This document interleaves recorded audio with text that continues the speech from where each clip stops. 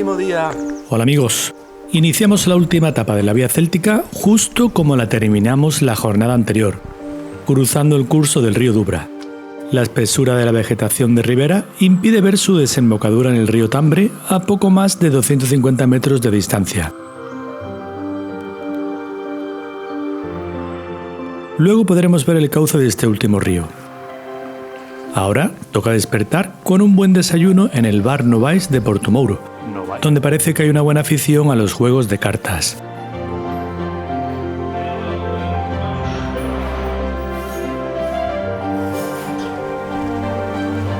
Antes de hacer caso a las señales jacobeas, una buena subidita para empezar la mañana. Vamos a realizar una visita de interés que nos plantea la vía céltica.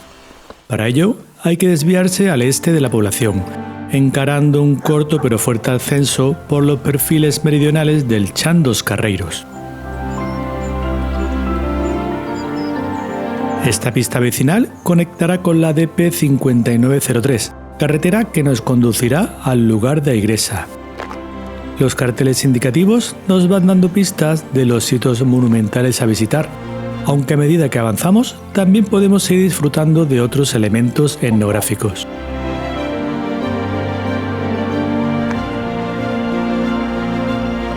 Pronto alcanzamos el primer motivo de subir hasta aquí, la iglesia de San Cristóbal. Este edificio es una construcción llevada a cabo entre los siglos XVI y XVIII. Sus muros faltos de ornamentos están hechos a base de sillares de granito, aunque se percibe también la reutilización de algunos elementos, como lo que parecen ser piezas de antiguos sarcófagos encontrados por la zona. El único elemento que rompe las líneas sobrias del templo es la espadaña barroca, con campanario de 2 vanos rematados por 3 pináculos, el central levantado sobre una pirámide de sinuosas formas perforada por un círculo central. Contiguo a la iglesia se alza un cruceiro de tipo de cruz con los extremos de los brazos florezados. Llama la atención el banco a modo de oratorio en el que los fieles dejan piedras que simbolizan ofrendas para pedir bendiciones. El segundo motivo de este paréntesis en el camino lo encontramos unos pasos más al norte, dejando atrás la iglesia y el cementerio de Portomouro. Tendremos que realizar un último esfuerzo para llegar a él, pero merecerá la pena. Aquí está, a Pedra do Home. Así se llama este afloramiento granítico que presenta 3 sarcófagos antropomorfos excavados en la roca. Antiguamente había más, pero este mogote de piedra fue dinamitado a mediados del siglo pasado por una persona empeñada en encontrar un supuesto tesoro ligado a una leyenda.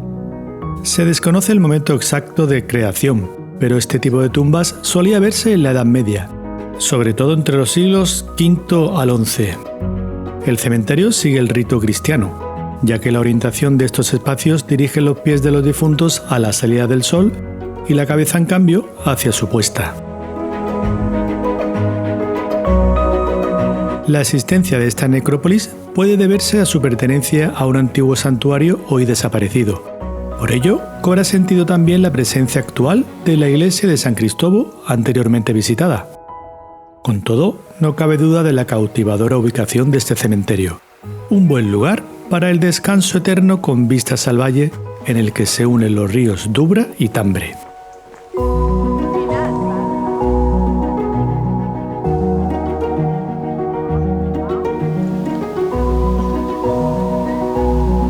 Regresaremos de nuevo a Portomouro para acercarnos a estos cursos de agua e iniciar la marcha siguiendo las señales del camino.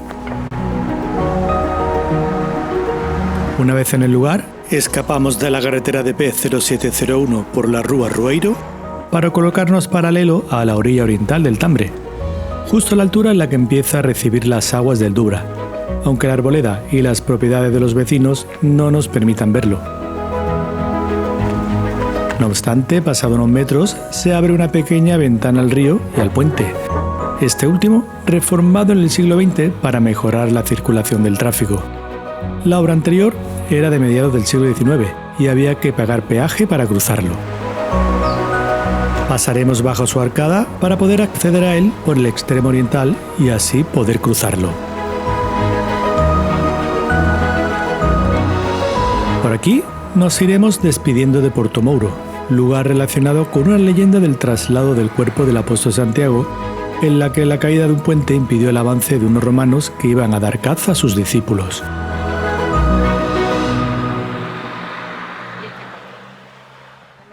Prestad atención al tramo que viene a continuación, porque ha sido modificado recientemente en beneficio de los peregrinos. Ahora, en lugar de tomar la comprometida carretera DP 0701 durante 2 kilómetros, el camino atravesará un entorno mucho más placentero y relajado, el campo de golf Real Aeroclub de Santiago. Nosotros no disfrutamos de esta actualización, así que carretera al bolsillo hasta llegar al lugar de Cernadas. Aquí el camino sí es el mismo en ambos casos. El paso por este sitio evita un tramo de la vía principal, pero nada nos va a librar de tener que cruzarla de nuevo cientos de metros más tarde. El carril en el que ahora nos incorporamos nos introduce en el lugar de Belén, una entidad de viviendas famosa por su conjunto monumental. En principio nos recibe una triple escalera con balaustradas, llevándonos de la central a la milagrosa fuente de Nuestra Señora de Belén. Se dice que un peregrino muy enfermo que se dirigía a Santiago bebió de ella y como consecuencia expulsó una serpiente por la boca, curándose milagrosamente de su dolencia. En agradecimiento, el peregrino hizo una muy generosa donación para construir la capilla. Por su parte, también se cuenta que las tierras regadas con estas aguas son capaces de dar hasta 2 cosechas. El templo se construyó en el siglo XVIII en estilo barroco compostelano. Exteriormente se adivina una planta de cruz latina con brazos de tejados a 2 aguas, coronados por cruces y de extremos con cornisas voladas. La torre campanario dispone de un cuerpo con vanos de arcos de medio punto y otro que remata la estructura con cúpula y una serie de pináculos. Junto a la fachada principal, en el muro sur, se ubica un reloj de sol que pudo ser creado en el año 1767. Al menos es la fecha que parece adivinarse entre sus inscripciones. A continuación, pasamos al interior del templo para descubrir sus bóvedas de cañón con arcos fajones. En la intersección con los brazos de la planta, esta bóveda pasa a ser de arista, compuesta por arcos elípticos que se cruzan en el vértice superior. Una de las joyas de esta iglesia la encontramos en el retablo del altar, que exhibe entre sus filas un tímpano gótico del siglo XIV.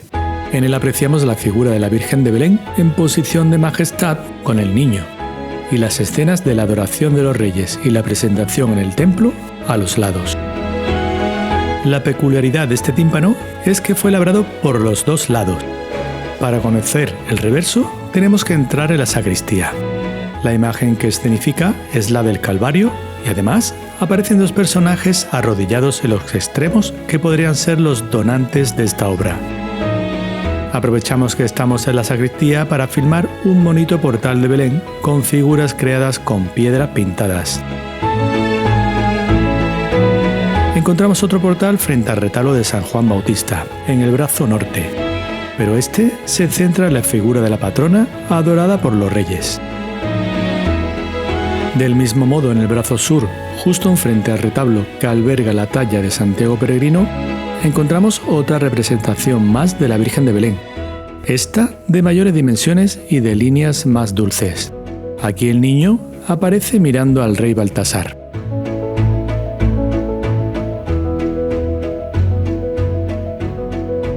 Y desde el retablo mayor nos mira a nosotros una hermética figura de Santiago Peregrino, lo que nos recuerda que debemos reanudar la marcha.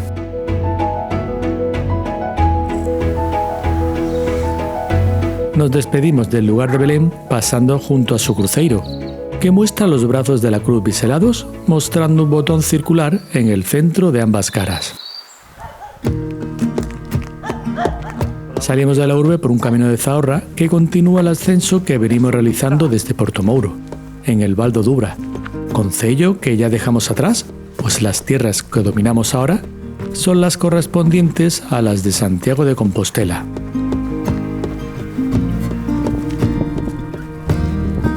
El final de este ascenso culmina en un tupido firme de lechos que nos acaricia hasta alcanzar el horizonte conformado por el Valle del Rego de Anduriña. A cierta distancia se dejan ver las casas de Rosido, lugar que muy pronto atravesaremos. Antes tenemos que descender por el monte y disfrutar de una buena extensión de maizales.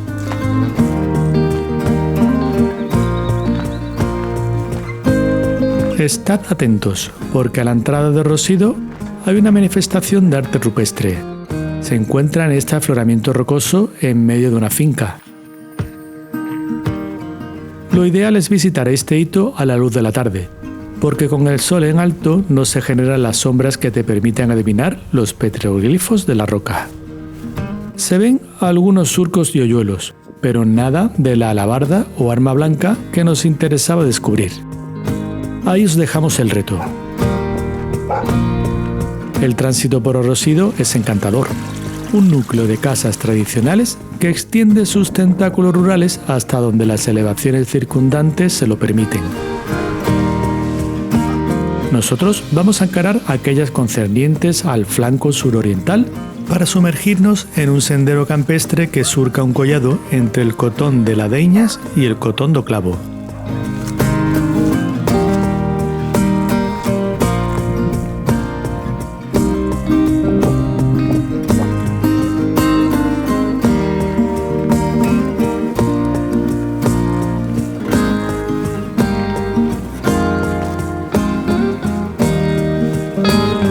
La coronación de este alto nos introduce en el concello de Ames, donde terminamos dando con la carretera DP 0701 que nos dirige al lugar de Omercuto.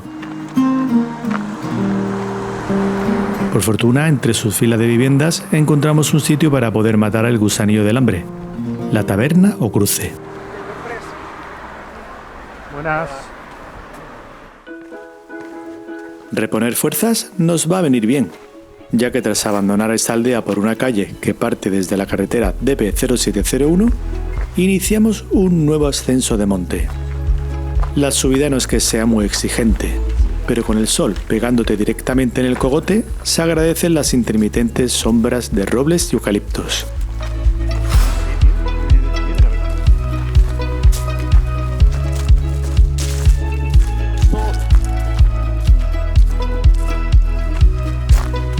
Tras 1 kilómetro aproximadamente, alcanzamos el Alto a Cruz, momento en el que el terreno empieza a hundirse en el valle del Rego de Portela. En el horizonte opuesto se planta por un lado las casas del lugar de Brins y por el otro las antenas de repetición delatando los cercanos montes de Fontecova y Pedroso. Descendemos este alto para alcanzar las vegas del valle y colocarnos en las calles de Aportela, entidad de viviendas que permanecía oculta a nuestros ojos debido a la profundidad del perfil. No os dejéis engañar por esta recta Me he vuelto a equivocar. que os llevaría directos hasta Brins, ya que las señales viran para dirigirnos por un entorno más natural, entre pequeños muros de piedra y la espesura vegetal ascendiendo el terreno de Campo da Fonte.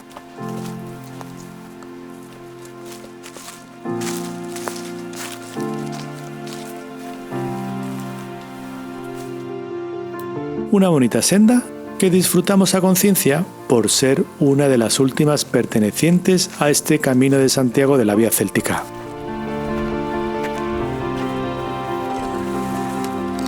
Cuidado, con una rama en la mano. Un solitario cruceiro nos llama la atención asomando entre la arboleda. A pesar de estar perjudicado en uno de sus brazos de extremos florenzados, cumple bien su función, que es la de anunciar una próxima intersección en el recorrido. Daremos con ella apenas 150 metros más adelante, cuando la carretera DP 7803 se interponga a nuestros pasos. A continuación, la cruzaremos para incorporarnos seguidamente a un carril asfaltado que afronta la depresión del Rego de Brins.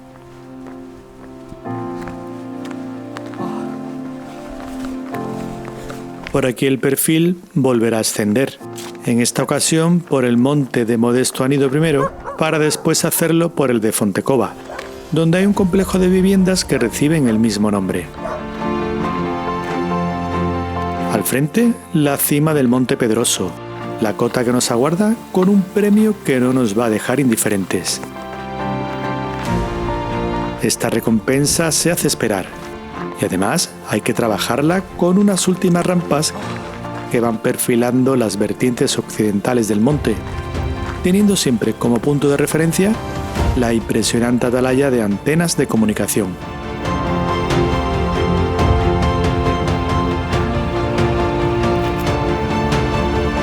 Ahora sí, amigos, Ese cambio de rasante. al otro lado del monte, el premio. Ante nosotros, la ciudad de Santiago de Compostela, postrado a nuestros pies prácticamente en su totalidad. Y no podemos quedar más perplejos por lo bien que se divisan las banderas finales de este camino, las inconfundibles torres de la catedral.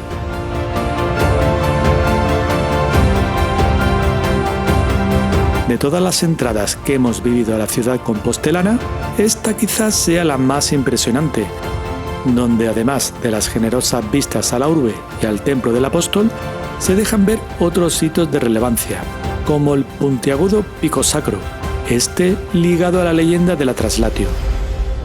Aquí, en el Monte Pedroso, a más de 450 metros sobre el nivel del mar, se levantó en el año 1900 el monumento a la cruz a petición del cardenal Martín de Herrera, llevándose a cabo la sugerencia del Papa León XIII, en la que se proponía colocar cruces en los perfiles visibles más elevados que rodeaban Santiago para que los vecinos pudieran rezar al verlas. Se cuenta que si rezas mirando a este monumento se te concederán 300 días de indulgencias. No será la única cruz que veamos en este monte, ya que el camino que desciende a Santiago de Compostela está salpicado de ellas, debido a un Vía Crucis creado en 1909 gracias a las contribuciones del pueblo. Estas inclinaciones que ahora descendemos las ascendió en el siglo XIII el propio San Francisco de Asís en una peregrinación. Consiguió llegar a la cima gracias a la ayuda del carbonero Cotolay, un paisano que vivía en los alrededores y que también ofreció cobijo al santo. Se dice que la creación del convento de San Francisco que hay en Santiago nació del fruto de la relación de amistad que surgió entre ambos.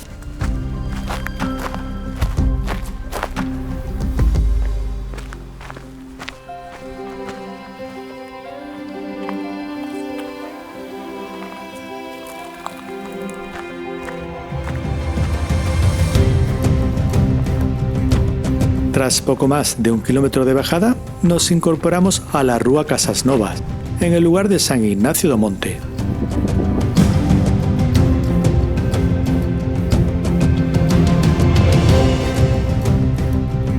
La entrada de la vía céltica sigue sorprendiéndonos, ya que apenas perdemos de vista la catedral en estos tramos finales.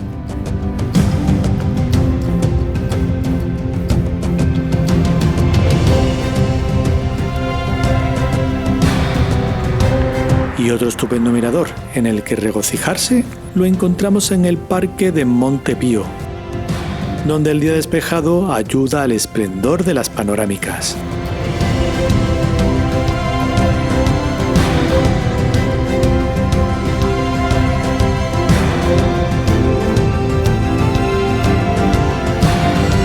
Y ahora sí, amigos, llegamos a los últimos metros de esta vía céltica, un itinerario que bien merece su oportunidad. Sus distintas variantes nos han demostrado el indiscutible legado que confirma el pasado tránsito de peregrinos. Un patrimonio que ha permanecido dormido durante años y que afortunadamente la Asociación Costavales y el Arciprestazgo de Céltigos ha sacado a relucir tras un exhaustivo trabajo de investigación. Ha sido todo un lujo descubrirlo y sentirnos además una pequeña parte de su historia. Un relato que vuelve a escribir nuevas líneas en su libro de peregrinaciones, como las que escribimos nosotros, que un año más tenemos la suerte de pisar la Plaza del Obradoiro para seguir sumando experiencias que nos dan vida. Hasta la próxima.